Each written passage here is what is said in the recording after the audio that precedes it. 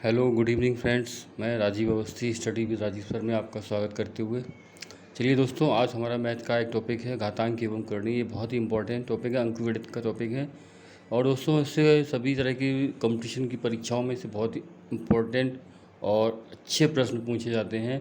और सबसे बड़ी बात है, इस तरह के प्रश्नों को देख करके बड़ा अजीब सा लगता है और इसको अगर आप इस नियम को समझ जाते हैं, इन चीज़ों को आप अच्छे से दिमाग में भर लेंगे तो आपको कभी भी कोई भी दिक्कत नहीं होगी।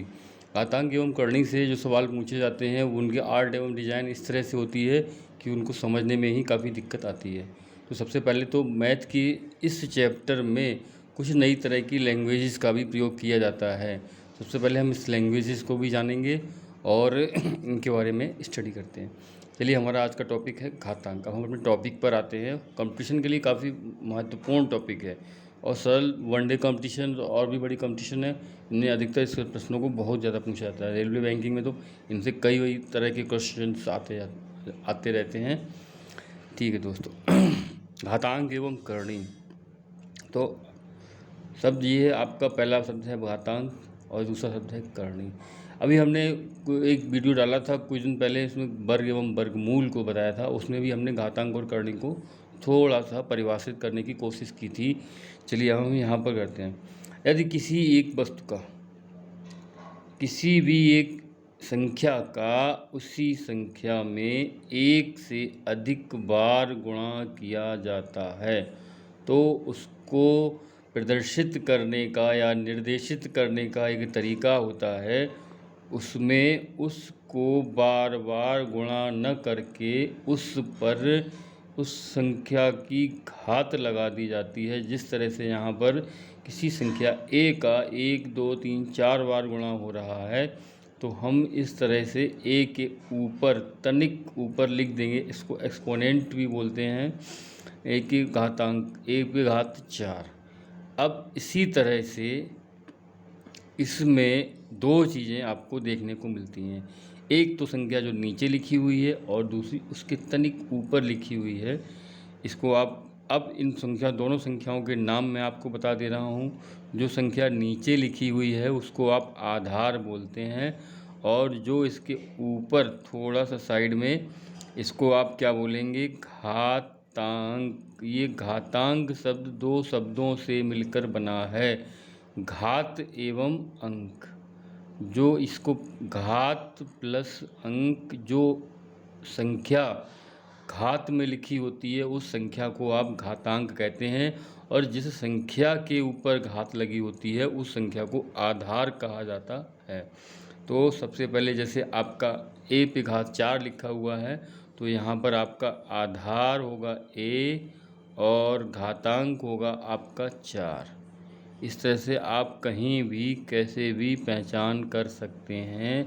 थोड़ा सा मैं बेसिक पर इसलिए फोकस करता हूँ कि आगे बढ़ने से पहले अगर आपको फंडामेंटल्स मजबूत होगा तो आगे आपको समझने में कभी भी कोई दिक्कत आएगी ही नहीं।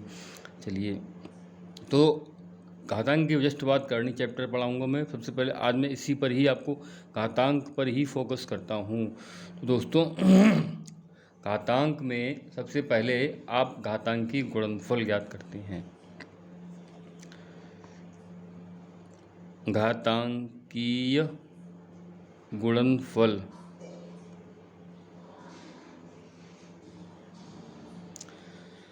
दोस्तों मैथ में बेस को लेकर के किस तरह की अधिक से अधिक समस्याएं बन सकती हैं, उन सभी समस्याओं को हल करने का तरीका, और वो तरीका आपकी तर्क शक्ति को बढ़ाता है।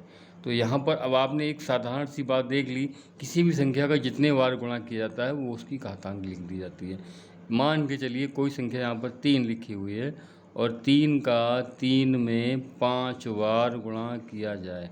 ये बतौर एग्जांपल यहाँ पर 6 बार हमने गुणा कर दिया है तो ये आपका आधार हो गया 3 और घातांक हो गई आपकी 6। आधार 3 और घातांक 6। अब इसी तरह से क्या है कि जब हम कोई संख्या है 1 की घात 4, 1 की घात 5, 1 की घात 2, इस तरह की समस्या हमारे सामने आती हैं तो हम क्या करते हैं। देखिए, अगर हमारे पास घातांक गुणनखंड के रूप में लिखे हैं तो हम उनको घातांक में लिख सकते हैं, और अगर घातांक में लिखे हैं तो हम उनको गुणनखंड के रूप में लिख सकते हैं। तो इसको हम देखते हैं यहाँ पर, अगर हम इन सभी संख्याओं के जो घातांक हैं उनको गुणनखंड के रूप में लिख देते हैं, जैसे a की घात 4 लिखा हुआ है तो a गुणा a 4 बार। ऐसे ही a की घात 5 लिखा हुआ है, a गुणा a। ये हमने जो लाइन बनाई है इससे ये पता लगता रहेगा कि ये घात 4 का था, ये पद a की घात 5 का है, और फिर a की घात 2 का। अब सभी पद यहाँ पर समान हो गए, और अब हम इनको संक्षिप्त रूप में लिखना चाहें तो हमारा वही साधारणतः नियम था, जितनी बार गुणा होगा उसी बार उतनी ही घातांक लगा देंगे। तो 1 2 3 4 5 6 7 8 9 10 11, तो यहाँ पर 11 बार a का गुणा हो रहा है, तो यहाँ पर हम इसको संक्षिप्त में लिख सकते हैं a की घात 11। अब ये तो हमारा सरल करने का सर्वसाधारण तरीका था। अब हम इसी को फार्मूले का रूप दे देते हैं। दोस्तों यहाँ पर आपको एक चीज़ नोट करनी पड़ेगी, वो मैं यहाँ पर लिख दे रहा हूँ आपके सामने। समान आधार, जब घातांकी गुणन होता है वहाँ पर आपका आधार समान होगा। जैसे आप मान लें a की घात 2 और b की घात 3, तो यहाँ पर आपका ये घातांकी गुणनफल का फार्मूला काम नहीं करेगा। इसका आंसर अगर आप जानना चाहोगे तो इसका आंसर तो यही आएगा, a की घात 2 और b की घात 3। इसलिए कभी कभी लोग समस्या इस चीज़ की गलती मिस्टेक्स कर देते हैं। जो घातांकी गुणन होता है वो समान आधार के लिए होता है। तो हम यहाँ से हमारा एक फार्मूला बनता है, जैसे दो समान आधार की संख्याएं लिखी हुई हैं और दोनों पे घातांक आपके अलग अलग हैं, जैसे इस पे घात m है और दूसरे वाले पे घात n है। तो यहाँ पे देखिए परिणाम हमारा क्या आया था, हमने a की घात 4, a की घात 5, a की घात 2 का जब हमने गुणन किया तो 4 5 9 और 2 11, जोड़ने पर भी आपका 11 आ रहा है, और इसको हमने सरल किया वहाँ पर भी आपका a की घात 11 आया। अब हम क्या करें, इसको फार्मूला का रूप दे देते हैं, a की घात m गुणा a की घात n। तो इसका जो आंसर आएगा वो आप डायरेक्ट निकाल सकते हैं, a की घात m प्लस n, ये रहा। तो घातांकी गुणन का फार्मूला आपका सबसे पहला, और ये घातांक का इम्पोर्टेंट फार्मूला है, a की घात m गुणा n। अब ऐसे ही घातांकी भागफल,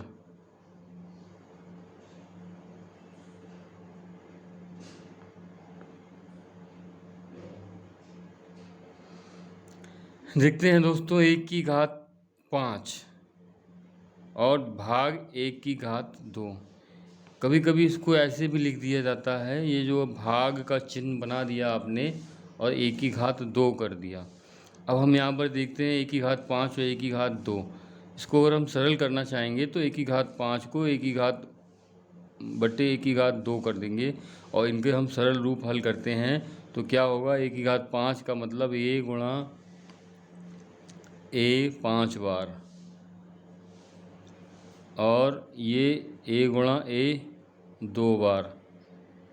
ठीक, जब सरल करने पर विभाजन में संख्या कट जाती हैं तो आपका यहाँ पे हल करने पर शेष बचता है 1 की घात 3, और इसको घातांक में आपने लिख दिया 1 की घात 3। दोस्तों गुणनफल में, घातांकी गुणनफल में क्या होता था, जो घातें हैं उनका योग हो जाता है, और घातांकी भागफल में जो घातें होती हैं उनका घटाना। 1 की घात m बटे 1 की घात n, इसका मतलब ये हुआ 1 की घात m माइनस n। 5 में से 2 घटाने पर 3 आता है, वैसे ही यहाँ पर 1 की घात 3 उत्तर आया है। तो दोस्तों हमें ये दो चीज़ें यहाँ पर बिल्कुल क्लियर हो गई, घातांकी गुणन और घातांकी भागफल। और जैसे भी हम जो गणित की 4 प्रमुख क्रियाएं हैं उनमें पहली क्रियाएं 2 हैं, प्लस और माइनस, और दूसरी क्रियाएं हैं गुणा और भाग। तो हम यहाँ पर इन्हीं को संगत मानते हुए गुणा में योग होता है और भाग में घटाना। अब हम आगे चलते हैं और इसी क्रम में अब आपको घातांकी रिलेशन,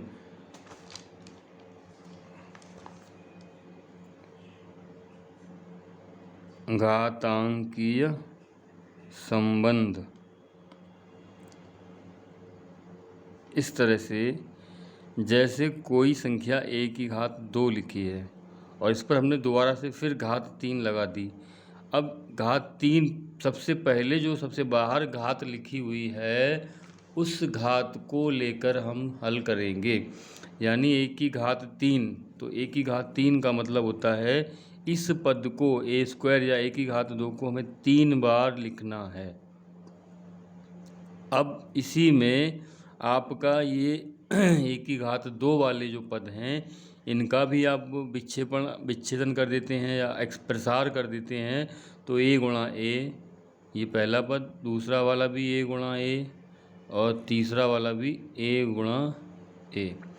अब हम इन सभी को सम्मिलित करके एक आधार और एक घातांक बनाते हैं। तो यहाँ पर कितनी संख्या आएगी? a की घात 6, ये आपका हो गया। अब हम इसमें से एक समानता देखते हैं कि a की घात 2 के ऊपर 3 घात लिखी हुई थी।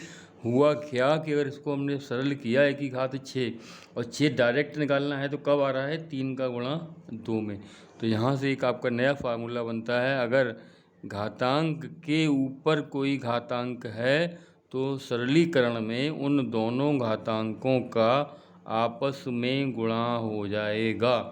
घातांकी गुणन कब होता? घातांकी गुणन में योगफल हो जाता है, घातांकी भाग में घटाना हो जाता है, और घातांक पर घातांक यानी घातांकी संबंध है तो इसमें घातांकों का आपस में गुणा हो जाता है। ये रहा आपका तीसरा संबंध। एक आपके लिए अतिरिक्त संबंध है जो एक्स्ट्रा, व्युत्क्रम का नियम। अभी तक हमने जो पढ़ा है वो समान आधार के लिए पढ़ा। अब हम एक सवाल पढ़ते हैं असमान आधार के लिए। असमान आधार के लिए यहाँ पर एक सूत्र है हमारे पास। देखिए इसमें दो चीज़ें हैं, या तो आधार समान होना चाहिए तब आप फार्मूला अप्लाई कर सकते हैं, या फिर घातांक समान है तो फार्मूला अप्लाई कर सकते हैं। जैसे 2 या 3 अलग अलग आधार हैं और इनके घातांक समान है, इसका भी घात m, इसका भी घात m और इसका भी घात m। तो यहाँ पर आप क्या कर सकते हैं कि इनके तीनों को एक साथ a इंटू बी इंटू सी करके और तीनों का आप घातांक एक ही लिख सकते हैं। देखिए इसका अगर हम भौतिक सत्यापन आप लोग चाहेंगे तो मैं वो भी आपको समझा दूंगा, और वैसे भी आप ओरल देख लीजिए। 2 की घात 3 गुणा 3 की घात 3 गुणा 4 की घात 3। अब आप क्या करते हैं, इनका आप हल निकाल लीजिए एक बार में। तो क्या आएगा? 2, 3 और 4, यानी कि 2 गुणा 3 गुणा 4 की घात 3, 2 तिया 6 चौको 24, यानी कि 24 की घात 3 पर भी वही आंसर आएगा जो आंसर 2 की घात 3, 2 दूनी 4 दूनी 8 और ये 3 तिया 9 तिया 27 और 4 चौको 16 चौको 64। चलिए अगर हम इनको अलग अलग आपको गुणन करके बताएं तो भी इनका आंसर समान आएगा, और हम आपको आपके ही इसी के ही इस प्रश्न के अंदाज में ही आपको समझा देते हैं।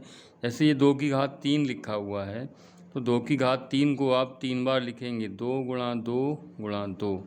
3 की घात 3 है तो इसको आप भी 3 बार लिखेंगे, 3 गुणा 3 गुणा 3।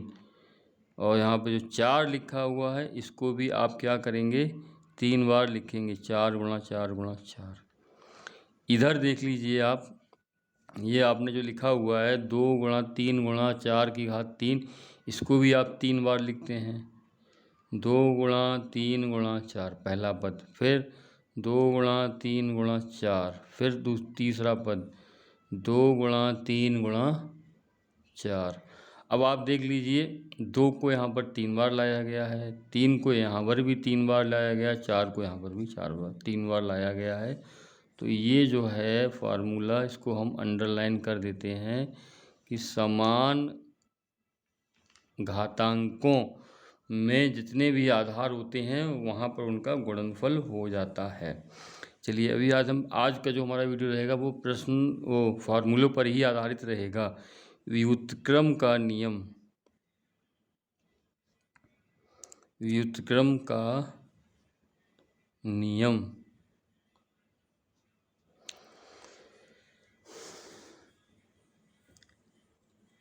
a की घात माइनस m बराबर 1/a की घात m।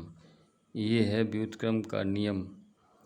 अगर किसी भी आधार पर ऋणात्मक घातांक लिखा हुआ है तो उसको हम व्युत्क्रम में लिख करके उसे धनात्मक बना सकते हैं। जैसे 1/a की घात माइनस m, तो इसका पद का पक्षांतर कर देंगे तो ये a की घात प्लस का माइनस है, ऊपर आकर के प्लस का हो जाएगा। यानी कि अंश बटे हर में अगर हम किसी भी आधार या के घातांक का परिवर्तन करते हैं तो उसके घातांक का चिन्ह बदल जाएगा। ये चीज़ आपको हमेशा याद रखनी चाहिए। इस तरह से ये आपका ऋणात्मक है। जब हम करनी पर आपको लेकर के चलेंगे उस समय आप इस चीज़ को बहुत ही अच्छे तरीके से ध्यान रखेंगे। व्युत्क्रम का नियम, किसी भी घातांक का आधार अगर हम अंश से हर में पहुंचाते हैं या हर से अंश में, तो उसके घातांक की संख्या का मान ऋणात्मक अथवा धनात्मक हो जाएगा। तो ये चौथा नियम रहा आपका। ये रहा आपका तीसरा नियम। और इससे पहले मैंने 2 नियम आपको बताए हैं, घातांकी गुणनफल और घातांकी भागफल। तो आज का हमारा वीडियो सिर्फ इस फार्मूले पर ही डिपेंड करता है। एक या दो क्वेश्चंस आपको यहाँ पर बता देता हूँ। और हाँ, इसके बारे में एक चीज़ और आप याद रखिएगा, ये सार्वभौमिक नियम है। ये सार्वभौमिक फार्मूला भी है जो हमेशा आप याद रखिएगा। ओरल, किसी भी संख्या पर अगर घातांक 0 है तो उस संख्या का मान हमेशा 1 आएगा। ये कभी कभी ओरल परीक्षाओं में, 1 दिवसीय परीक्षाओं में इस तरह का प्रश्न ही दे देते हैं। जैसे कोई भी संख्या लिख दी 105 और घातांक इसके ऊपर आ दिया 0, अब इसके मान पूछेंगे आपसे, तो आपको हमेशा याद रखना है किसी भी आधार पर घातांक अगर 0 लगा हुआ है तो उस आधार का मान हमेशा 1 ही होगा। ये आप बहुत अच्छे से दिमाग में रखिएगा। एक एग्जाम्पल मैं आपको लगा दूं जिससे कि आपको बहुत कुछ थोड़ा सा ध्यान में बना रहेगा। चलिए मैं एक प्रश्न आपके सामने ला रहा हूं।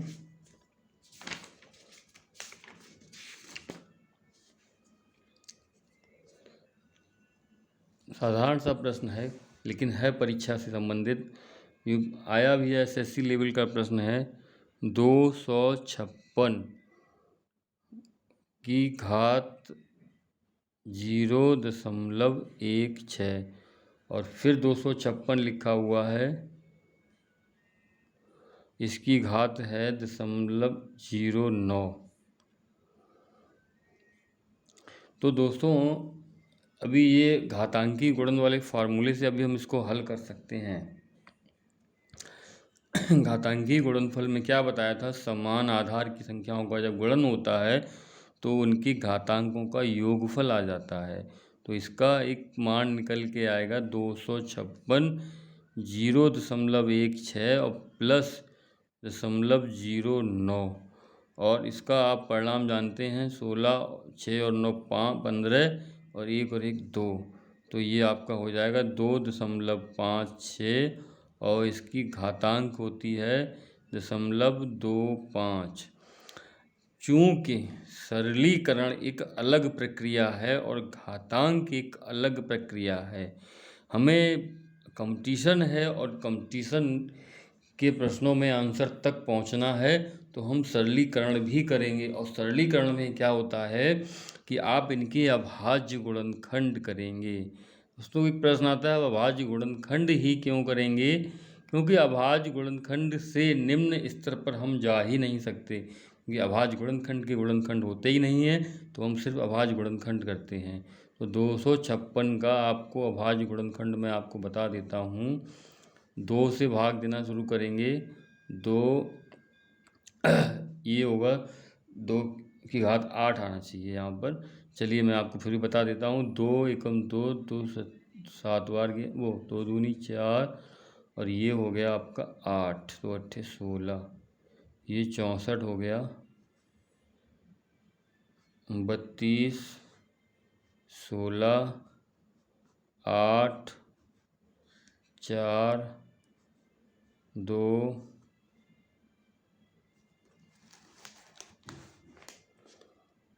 सॉरी माफ़ कीजिएगा, वीडियो से हट गया था, 256, आधा किया 128, 64, 32, 16, 8, 4, 2 और 1, गिन लेते हैं 1 2 3 4 5 6 7 8।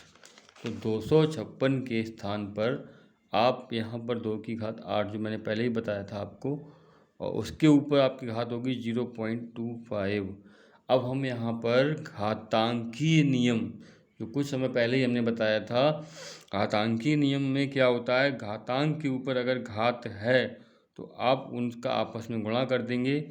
आपका आधार रहेगा 2 की घात 8 गुणा 0.25, और 8 में जब आप 0.25 का गुणा करेंगे तो ये मौखिक सी है, 8 का चौथाई करना है हमें, 25 अट्ठे 200, और यहाँ पर आपके 2 अंकों के बाद शून्य आ गया, तो 2 की घात 2.00, और 0.0 मतलब नहीं बनता कोई, यानी कि 2 की घात 2 यानी 2 गुणा 2, और ये मान पूरा पूर्णांक में आ चुका है, तो अब इसका आंसर आपका 4 आएगा।